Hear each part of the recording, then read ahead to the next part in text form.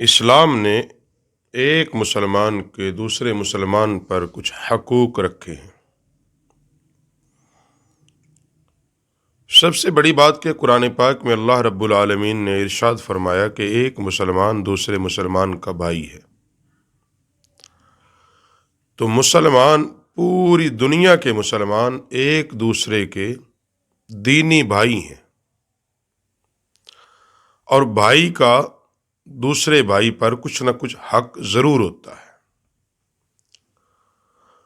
ان میں سے نبی رحمت صلی اللہ علیہ وسلم نے جس طرح بیان کیا کہ اس وقت تک کوئی کامل مومن نہیں ہو سکتا کہ جب تک جو چیز اپنے لیے پسند کرے وہی اپنے مسلمان بھائی کے لیے پسند نہ کرے۔ یعنی کامل مومن ہونے کے لیے ایک شرط لگا دی، وہ یہ کہ وہی چیز اپنے بھائی کے لیے پسند کرو جو اپنے لیے پسند کرتے ہو۔ اس میں بہت ساری چیزیں آ جاتی، اس میں کھانے پینے سے لے کر لباس، رہن سہن، تہذیب و تمدن، تمام چیزیں اس کے اندر ہیں۔ اور اس ایک حدیث کو صرف کھول لیں تو ہم اپنے مسلمان بھائی کے حقوق اور اپنے پڑوسی کے تمام حقوق سمجھ سکتے ہیں۔ کوئی بھی اپنے لیے یہ نہیں چاہتا مجھے کوئی دھوکہ دے، تو پھر ہم اپنے مسلمان بھائی کو دھوکہ کیوں دیتے ہیں؟ کوئی نہیں چاہتا کہ ہماری کوئی غیبت کرے، کوئی چغلی کرے، کوئی عیب جوئی کرے، ہم اپنے بھائیوں کی عیب جوئی کیوں کرتے ہیں؟ حقوق کو بیان کرتے ہوئے ہی نبی علیہ السلام نے فرمایا کہ مسلمان اپنے مسلمان بھائی کو دھوکہ نہیں دیتا، اس کی چغلی نہیں کرتا، اور اس کے ساتھ زیادتی اور ظلم نہیں کرتا، بلکہ ایک مقام پر نبی رحمت علیہ السلام نے فرمایا کہ مسلمان اپنے مسلمان بھائی پر ظلم سے روکتا ہے، ظلم ہوتے ہوئے نہیں دیکھتا۔ اور مسلمان یہ صرف ایک ملک کی بات نہیں، پوری دنیا کے مسلمان وہ کیسے ہیں؟ ایک دیوار کی مانند ہیں، ایک جسم واحد کی مانند ہے۔ مگر آج دیکھ لیں کہ ایک جگہ پہ مسلمانوں پہ ظلم و ستم ہوتا ہے، دوسرا ظالم کی حمایت کر رہا ہوتا ہے۔ تو اس طرح ہم نے اپنے مسلمان بھائی کا حق نہیں ادا کیا۔ جب اپنے مسلمان بھائی کا حق ادا نہیں کیا تو پھر ایمان کہاں پہ کھڑا ہے؟ ایمان کہاں پہ کھڑا ہے؟ جس طرح پڑوسی کے حقوق بیان کیے، تو جب مسلمان کے حقوق بیان کیے گئے تو پڑوسی جب اہل ایمان ہے تو اس کے تو ڈبل حقوق ہو گئے، ایک پڑوسی ہونے کے ناطے اور دوسرا مسلمان بھائی ہونے کے ناطے۔ کوئی یہ چاہے گا کہ میری عزت کوئی اچھالے، نہیں کوئی پسند کرتا اس بات کو، تو پھر آپ کسی دوسرے مسلمان بھائی کی عزت کو کیوں اچھالتے ہو؟ تم جب یہ چاہتے ہو کہ ہمارے عیبوں پر پردہ ڈالا رہے، تم دوسرے مسلمان بھائی کے عیبوں پر پردہ کیوں نہیں ڈالتے؟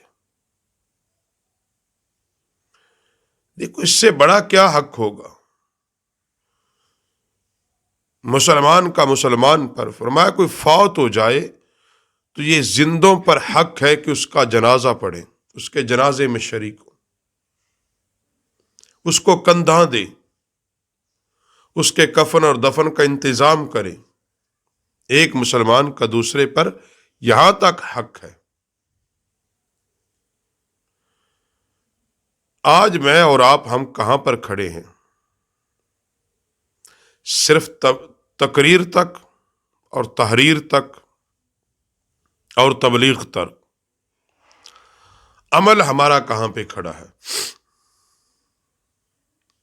جب تک ہم عملی طور پر اس پر کردار ادا نہیں کریں گے، وہ اسلام کے اندر جو اہمیت ہے، جتنا زور دیا گیا ہے وہ عمل پر دیا گیا ہے، عمل کے ساتھ ثابت کیا جائے۔ نبی رحمت صلی اللہ علیہ وسلم نے عمل کی تلقین کی ہے، خود عمل کر کے دکھایا ہے۔ صحابہ اکرام علیہم رضوان کو عملی زندگی میں دیکھیں کہ انہوں نے کس طرح اپنے بھائیوں کے حقوق ادا کیے۔ نبی رحمت صلی اللہ علیہ وآلہ وسلم نے تو یہاں تک کسی کا ایک پیسہ بھی نہیں تم دبا سکتے، یہاں مسلمان کی زمین دبا جاتا ہے، مسلمان کی عزتیں اچھالتا ہے، مسلمان کی غیبت کرتا ہے،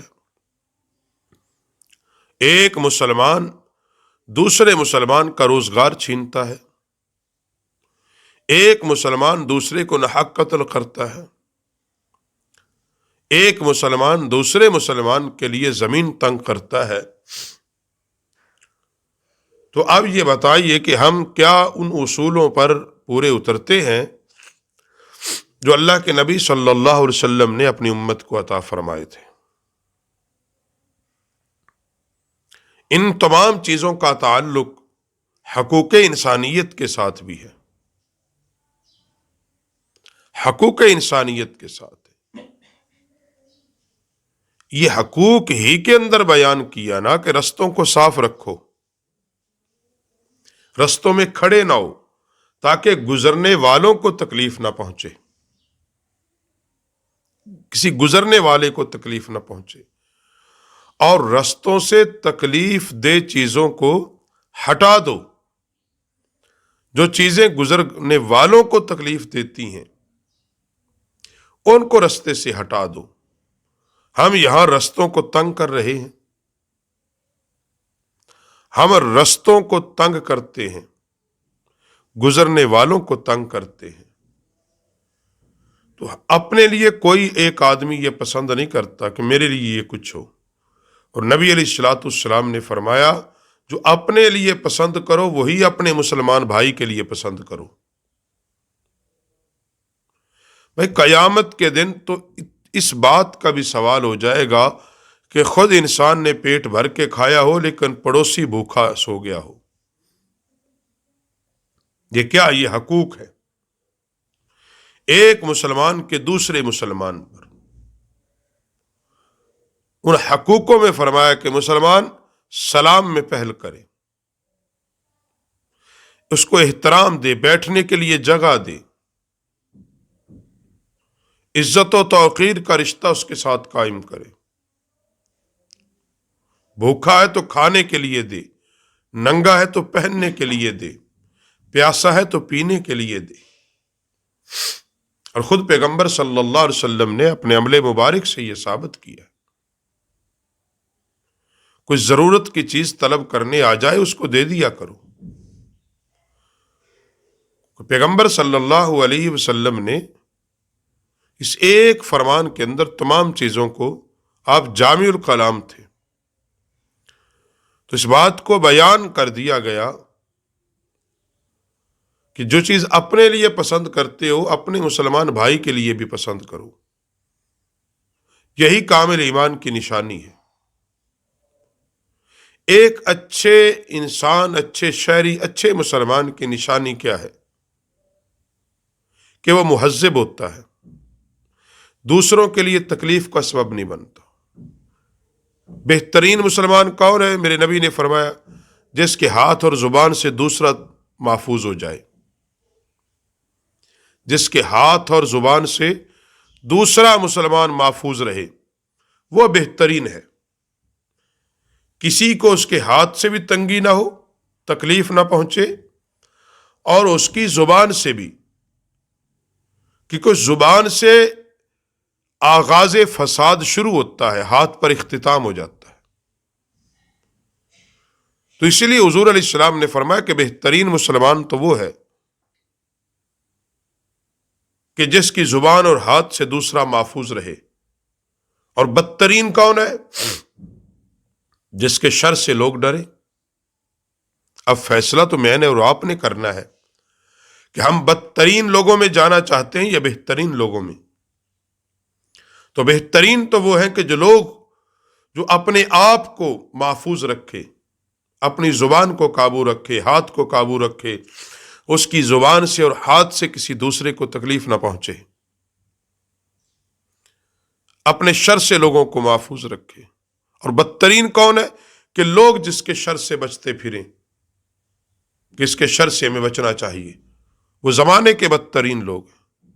اور بدترین لوگوں کا ٹھکانہ جہنم ہے، افضل ترین اور بہترین لوگوں کا ٹھکانہ آخرت میں جنت ہے۔ تو اس لیے ہمیں بحیثیت مسلمان اپنے مزاج ٹھیک کرنے ہوں گے۔ بحیثیت مسلمان ہمیں اپنے کردار اور اخلاق ٹھیک کرنے ہوں گے۔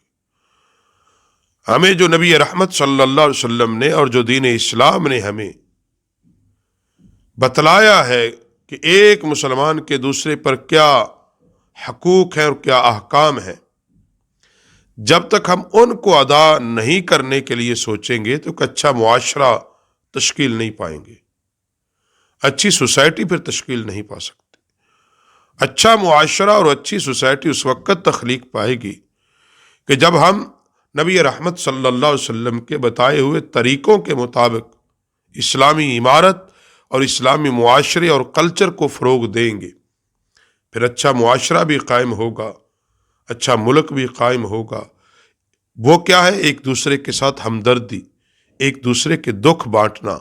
تو نبی کریم صلی اللہ علیہ وسلم نے اپنی مبارک زندگی میں یہی بتایا، یہی اپنے عمل سے کر کے دکھایا، اسی بات کا صحابہ کو حکم دیا۔